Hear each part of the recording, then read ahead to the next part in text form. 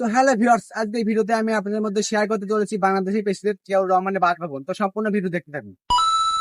তো hello viewers, আসসালামু আলাইকুম। সবাই কেমন আছেন? প্রথমে কিন্তু আমরা এসে বললাম সেই বাগবাড়ি বাজারে। এই বাগবাড়ি বাজারের ভিতর দিয়ে কিন্তু আমরা যেতে চলছি তারেক জিয়া রহমানের বাসভবনে। বাগবাড়ি বাজার থেকে কিন্তু তারেক জিয়ার বাড়ির দূরত্ব 300 মিটার। এর জন্য আমরা পায়ে হেঁটে রওনা দিলাম এবং সেখান দিয়ে যাওয়ার সময় আমরা কিন্তু একটি জমিদার বাড়ি দেখতে পারলাম। এই বাড়িটা দেখতে কিন্তু অনেক সুন্দর। এছাড়াও আরো দেখতে পারলাম আপনাদের সকলের পছন্দ ফুচকার দোকান। আপনারা কিন্তু চাইলে বিকাল বেলা এসে শান্ত মনোরম পরিবেশে বসে ফুচকা খেতে পারেন। আমরা কিন্তু এখন ফাইনালি তারেক জিয়ার বাড়ি গেটের সামনে এসে পড়েছি। এখন চলুন আমরা ভিতরে সম্পূর্ণ কিছু আপনার মধ্যে দেখানোর চেষ্টা করি। ভিতরে প্রবেশ করেই আমরা প্রথমে লক্ষ্য করলাম একটি সবজির বাগান।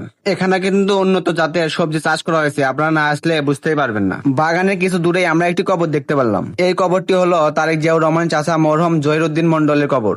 এখন কিন্তু আমরা তারেক জিয়ার বাড়ির ভিতরে প্রবেশ করতেছি।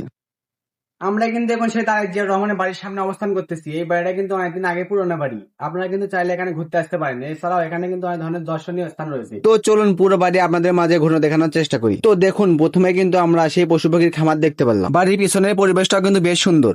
এই বাড়ি কিন্তু অনেকদিন যাবত ধরে পরিত্যক্ত অবস্থায় পড়ে আছে, তাই একটু দেখতে পুরোনো মনে হচ্ছে।